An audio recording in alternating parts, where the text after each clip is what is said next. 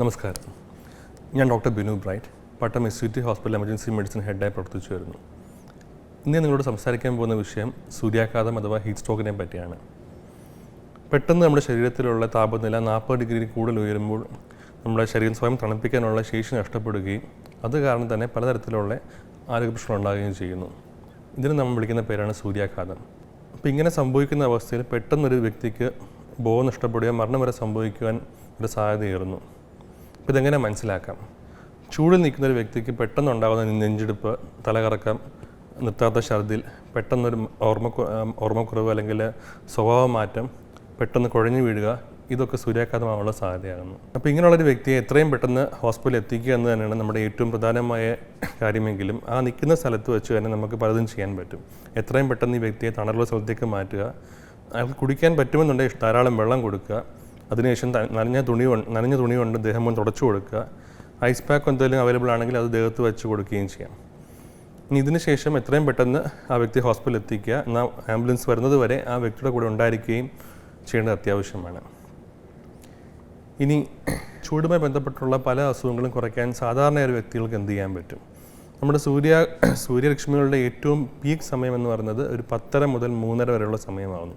അപ്പോൾ ഈ സമയത്ത് UV ഇൻഡെക്സ്, അതായത് നമ്മുടെ UV രശ്മികൾ നമ്മുടെ ദേഹത്ത് തട്ടുന്നതിനുള്ള സാധ്യത വളരെയധികം കൂടുതലാണ്. അപ്പോൾ അതുകൊണ്ട് ഈ സമയങ്ങളിൽ പറ്റുന്നത്രയും പുറത്തിറങ്ങാതിരിക്കാൻ ശ്രമിക്കുക.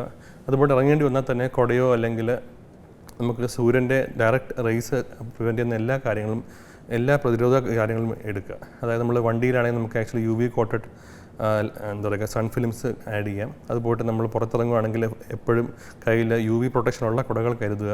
അതുപോലെ സൺസ്ക്രീൻ അപ്ലൈ ചെയ്യാം. എന്നാൽ ഇതെല്ലാം തന്നെ ഒരു പരിധിയിലധികം നമ്മളെ സൂര്യാഘാതത്തിൽ നിന്ന് പ്രൊട്ടക്റ്റ് ചെയ്യാൻ സാധിക്കുകയില്ല. അതുകൊണ്ട് തന്നെ ദിനംപ്രതി ചൂട് കൂടുന്ന ഈ ഒരു അവസ്ഥയിൽ നമുക്ക് സാധാരണക്കാർക്ക് എന്ത് ചെയ്യാൻ പറ്റും? ദിവസവും 1.5 മുതൽ 3 ലിറ്റർ വരെ വെള്ളം കുടിക്കാൻ ശ്രമിക്കുക. പറ്റുന്നത്രയും 11 മണി മുതൽ 3 മണിയുള്ള സമയങ്ങളിൽ ചൂടിൽ, അതായത് വെയിൽ അവോയ്ഡ് ചെയ്യാൻ ശ്രമിക്കുക.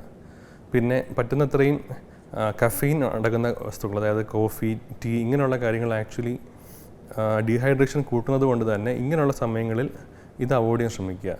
അതേപോലെ അധികം ഷുഗർ കൂടിയ പാനീയങ്ങൾ, സോഫ്റ്റ് ഡ്രിങ്ക്സ്, ഇതെല്ലാം ശരീരത്തിലുള്ള ജലാംശം കുറയ്ക്കുകയും ചൂടുമായി ബന്ധപ്പെട്ട കോംപ്ലിക്കേഷൻസ് കൂട്ടാനും കാര്യമാകുന്നു.